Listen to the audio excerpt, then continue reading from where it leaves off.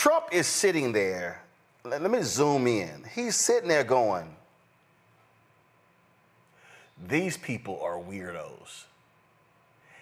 If y'all want to see a perfect example of how sick and demented white conservative evangelicals are, even they know he's a fraud. Even they know he ain't no Christian. That man fall asleep in church. Hell, he fell asleep at the Pope's funeral. How do we know he don't know a damn thing about church? Y'all, everybody know the rules. You go to a funeral for the Pope, you wear black. His ass in a blue suit. When they had the wounded warriors in the Oval Office, you guys were shot? There were bombs? Wow, that's amazing. There were people there with no limbs. Whoa, that's amazing. This is the greatest con job ever. But here's the real deal. The conservative evangelicals, he's their Trojan horse. They know he's fake. They know he ain't a real Christian. So what does he do? What y'all want? What y'all want? Get rid of Roe v. Wade? Got it. What y'all want? Y'all want a religious commission? All right, got it. All right, what else y'all want? As long as y'all give me y'all vote, I'll give y'all whatever y'all want. He is a fraud. This commission is a joke. These people are despicable. Every single one of them. Keep playing with God if you want to. And that's what these people are doing. They are not Christians. This is some warped ideology that is wrapped inside of white supremacy, and they are selling it to people as Christianity, and that somehow they are the true worshipers of God because every other word is God and amen. Okay, so they are pulling a fast one over on the American public for people that are actually thirsty for the word, people that are actually thirsty for the Lord, people that are actually thirsty for their lives to change. And here they are, snake oil salesmen, wholesale, selling a version, an idolatrous version of Christianity. And I'm very passionate and I'm very upset about this because this is not a game, and these people are playing with God. And keep testing them if you want to. I had to remind, to the point Nola just made there, I had to remind people that I talked about this. I talked about this but when these people said they wanted a king. They wanted a king. And the children of Israel wanted a king, Zipporah, and God said, but y'all got me. No, we want a king. God said, okay, I'm going to give y'all a king, but I'm going to tell y'all what the king is going to do. And he laid out all the evil stuff. And they got Saul. Oh, they got Saul. Then they were crying and gnashing of teeth because God was like, no. Y'all wanted a king. And the reality is, for the people who voted for this thug, for the people who voted for this religious pimp, they got their king. But see, their king is about to wreak havoc on their lives. We already see what's happening with the economy. We've seen what's happening with tariffs. It's all across the board. And so this is the thing that people keep forgetting. I love the people like Trump. God saved me from assassination because he wanted me to be president. I need people to understand, when the Bible said God will give you the desires of your heart, that don't mean it's always good. God's like, okay, since you want that, going right ahead. Now, when you screw up, then you're going to come holler at me. America is going to come face to face with what happens when it asks for and gets a king, Zipporah.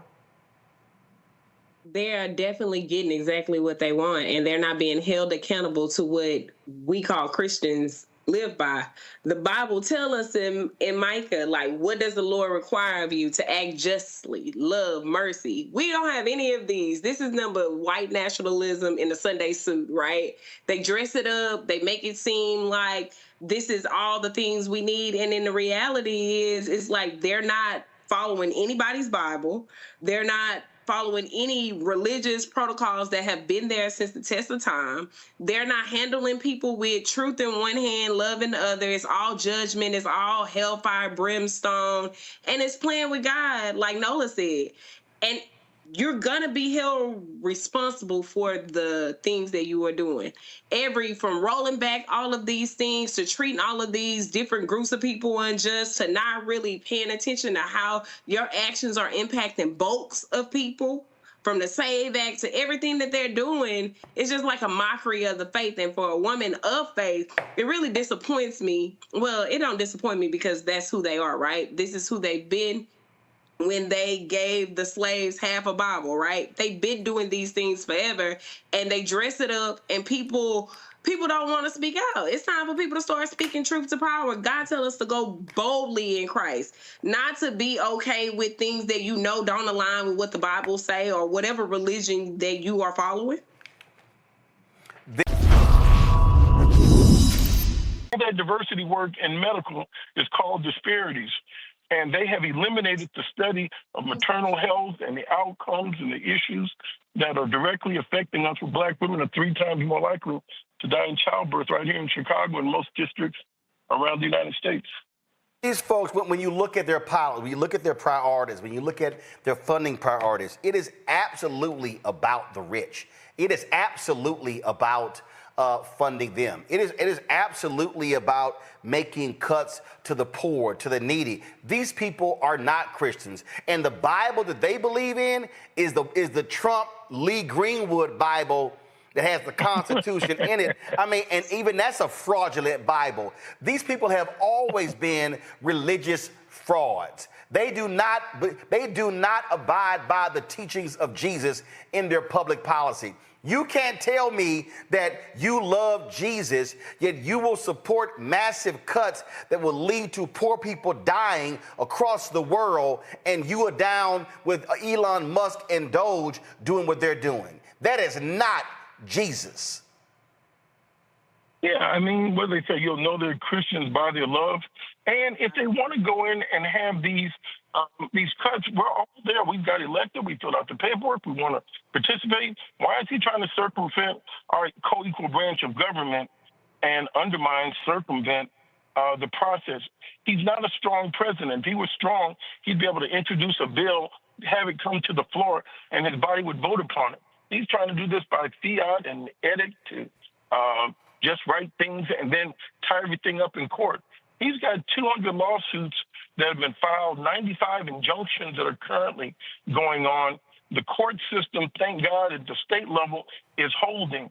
And the case that you mentioned before regarding Oklahoma is something that we should be very, very leery of, because if this goes through and they can redefine this level of religious segregation, does that mean you can have buses just for Christians and just for Arabs and just for other people to transport you to school? Does that mean you have to now have halal and kosher food and all these different things? Like, what exactly are they pushing through? It'd be a resegregation around religious lines that we've not seen before. Indeed. And so I just want people to understand what's going on and to be very clear that what the right is doing. And listen, you got some Negroes out there. I said this one fool on Instagram always running his mouth. All he's done, see, he talks about how he hates Dems, but really what he's doing is trashing Dems and supporting Trump and their agenda. Mm-hmm. And I see all these little minions sitting here commenting and supporting. And I'm like, you fools don't even realize they don't even like y'all. They don't even like y'all. His law enforcement executive order is going to target black people. The economic policies are going to hurt black people. When you talk about food and goods and services along those lines, this is an absolutely anti-black administration. before we go to 2024, the reason I want to stay on 2020, because the reason I believe that we have to look at 2020 as an aberration because it was COVID. Because you had a change in laws, you had ballot drop boxes, you had a totally different voting issue that went on, which is why Republicans were so angry. Republicans, going back to Paul Weyrich and the rest, they do not want people to vote. They do not want an expansive voter population. They literally have said, if we have broad voting, we lose. Literally, you've got the Speaker of the House, he died a couple of years ago in Georgia, said it. In Pennsylvania, they said it. They've said, oh, give us voter ID, we're going to win. So they can't stand that. So 2020 was a different year because of absentee balloting, things along those lines. So you had an increase in white voting in 2020, right?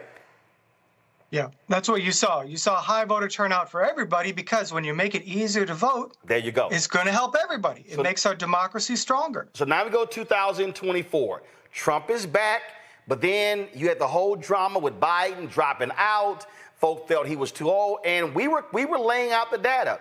His poll, one of the reasons Biden's poll numbers overall was so low, because it was low among African Americans. And the reality is, if you poll low among black people and you're a Democrat, your numbers are not going to be high. That's right. That's right. So in that period, that 11-week period, Kamala Harris actually repaid. The damage would have been far worse if Biden was on the ballot. Yeah. There's no doubt. So she actually repaired as much as she could in that particular window. What, though, is the lesson that we should be taking from this moving forward with the 2026 midterms next year and 2028? Well, I think the main lesson is that the Democrats have work to do. They have to convince black voters not only that if they vote, they should support the Democrats, maybe they shouldn't be supporting Trump and the GOP, but they have to convince them that they're going to do something to help and actually give them a motivation and a reason to turn out to vote. I think that what we saw, as you mentioned very astutely, Kamala Harris really stopped the bleeding. And we can see that in the battleground states. The battleground states is where Harris did maybe like cut the margin for Trump in half versus where Joe Biden was at. So the idea is she focused very, astutely on the places where she knew she needed to win. It wasn't enough at the end of the day because she was already in such a deficit. But the idea for 26 and especially 28 is that Democrats have to double down on not just mobilizing black voters, but convincing black voters that they are actually going to help, that they're actually going to do something to improve the standard of living, not just talk about the things that Trump is doing that are bad. So here's the point right there, what you just said. And one of the things that I have been saying consistently is that when you look at the numbers, 65 plus votes the highest. They also to convince the community that the Democrats have their back. And if they don't do that, it makes it much easier for someone else to come in, run a few ads, do a few radio spots, talk about issues in just a particular way, and then peel off a little bit of the black vote or convince black voters who lean Democrat to stay home. Yeah, I mean, we've been talking about this on this show for quite some time. And I'm going to say it, and I don't care. And we're going to be, and it's just to the point. Why? And I'm going to tell you, Vice President Kamala Harris, her white campaign staff refused to listen to black people. Jen O'Malley Dillon, Stephanie Cutter, David Plouffe, we could go down the line. And even some of the high-ranking black folks as well. It was brain dead to me what they were doing. I'm going, do y'all understand what's happening out here? Y'all do not get what's going on here. You are assuming that, we're gonna get this vote, so we can just dump all this money, white suburban women. Nah. So I've said they're gonna have to spend 3 to 4 times as much time and money trying to cultivate their base voter. That's right. And I think, you look at the work that, I know you've had, Cliff Albright on your show, Latasha Brown, Black Voters Matter. I've gone with them. in the South, in Selma. We're in Alabama last year, and you can see that they talk about it in exactly the way that we're describing, which is it can't just be parachuting in right before Election Day. It's got to be a constant effort to, again, convince, right, to earn the vote from the Black community among Democrats, and if they don't do it, the Republicans are going to try and do it. Now, we're not talking here about policy. It's just someone literally coming in and saying, I hear your concerns. Here's the plan. And, this year with Kamala Harris at the top of the ticket taking over for Biden, again, she started a deficit. I don't want to disparage in particular, given what we know about the gender dynamics, racial dynamics, these other issues. But, she started at a deficit and just had a lot of trouble breaking out of kind of the Joe Biden campaign strategy. And I think, 2020, as you said, was a special year. And, there was too much expectation that it was just going to repeat. They could do the same thing in 24, but it didn't work. Indeed. Got questions for my panel. They are ready to ask those. Zipporah, you first.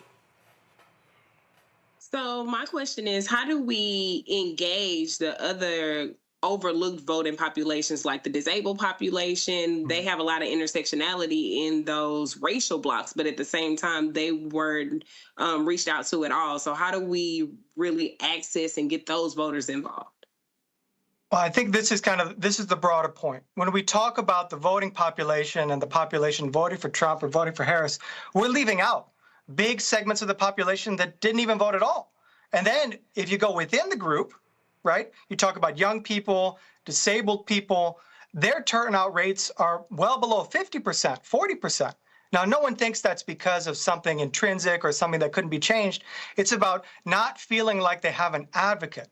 And I think that's the thing that needs to change. That's really the outreach strategy, is going and trying to make sure that community organizations that are doing the work are actually getting the support from these much better funded campaign organizations. We can talk about suppression in particular with the disability community as well. How easy is it to vote? How do and Colombians and Brazilians. You're looking at Dominicans who are thinking differently within that culture. You think about Mexicans. It's a whole different perspective that you're dealing with, because we've all been talking about America becoming a nation majority of people of color by 2043. Well, that won't be the case if you have a significant number of Latinos who identify as white. Yeah, no, that's absolutely right. I mean, there's tremendous diversity within the Latino population. Don't get me wrong. But I think that, honestly, there's been so much emphasis on that diversity. And it's, again, that like micro-targeting. It's like each group we're going to find one little thing, and the messages all like conflict with each other. So the idea is, in South Florida, the Democrats going to approach a Cuban voter by saying, we're not socialist. Don't worry about it. We're not actually going to do, massive, government spending and make you afraid that we're communist or whatever. And then they tell Latino voters somewhere else a different story that says, we're going to give health care, we're going to do things to actually help the community. These things conflict. We got to remember that human beings, right, like generally kind of want the same kind of stuff. With some exceptions, don't get me wrong, many people in our communities, Black, Latino, also Asian American, Native American, are all kind of sitting here feeling they're struggling. They're struggling, and they want someone to come out and say, we're going to make life better for you. So, to me, when we look at the Latino electorate, the vast majority, about 70%, are of Mexican origin.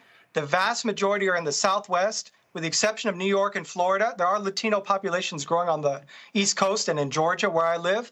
But in general, trying to tailor the message to these specific groups, I think it's really risky versus just going out there and having an agenda that can work for any, working class person, anyone who's saying, I feel left behind, anyone who's saying, I can't pay my medical bills, I can't afford eggs, right? These are the kinds of things that I think maybe are a better strategy for the Democrats going forward than trying to pick off one group, change their opinion a little bit, and then turn out this other group and play that kind of whack-a-mole strategy. I feel like, we need to see a different kind of agenda and strategy from the Democrats rooted in communities that are struggling, right? Instead of just what the consultants see when they look at, the voter file.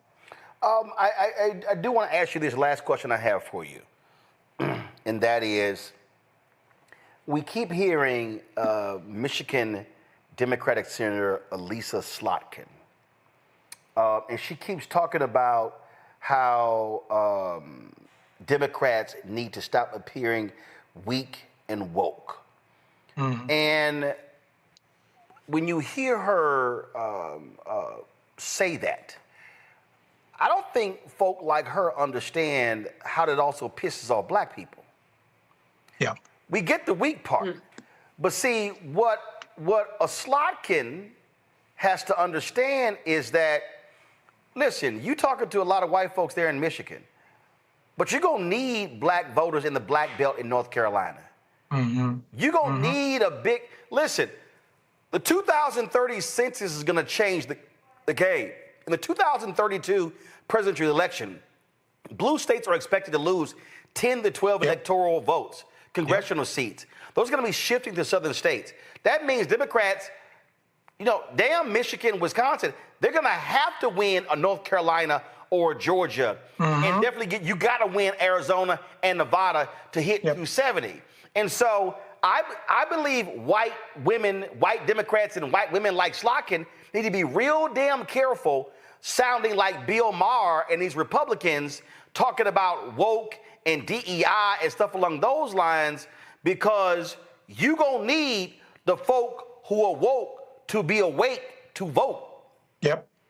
This is what we see here in Georgia. Look, Georgia was the only state in 2020 that Joe Biden won where a majority of his voters were black. The director of the Black Voter Project, co-founder of Black Insights Research. Chris, glad to have you here. So let's walk through this. First off, you show that 86% of black voters backed Vice President Kamala Harris, matching the numbers in 2020. Yep. And it's more men as well as you have up there. I think that's a misnomer that needs to be continuously kind of pushed back against, is that this whole idea that the black population and specifically black men shifted towards Trump at all is not anything worth spending time on, right? That did not happen. The focus, as my colleague said in the previous session, really needs to be on getting out the vote and making sure that you're getting people to the polls. Absolutely in 2026, this is probably going to be one of the most important terms of our life, and then in 2028 as well. So what you're saying is that it was a huge lie last night in this News Nation. I don't know what the hell it was. It was Chris Cuomo, Bill O'Reilly, Stephen A. Smith, and Trump phoned in. And this, of course, took place last night. Listen. Time. Mr. President, thank you for your time. It's interesting that you brought up Harvard, because when people think about Harvard, what they're basically talking about is they're asking, what do you say to those who view your actions as an attack on academic freedom rather than a defense of fairness? What do you say to that? Well, I say this: we had riots in Harlem, in Harlem, and frankly, if you look at what's gone on, and people from Harlem went up and they protested, Stephen, and they protested very strongly against Harvard. They happened to be on my side. I got a very high black vote. You know that. Very, very high black vote. It was a very great compliment to me. I did criminal justice reform. I did opportunity zones for one of the greatest economic deals ever for the black and Hispanic community. I got tremendous. They agree with what I'm doing with respect to Harvard. Harvard gets 4 or 5 over the place. He don't know what he was talking about. So basically, Chris, what you're saying is his ass lying. Yeah, that's a bold-faced lie. And nobody on that panel corrected the lie.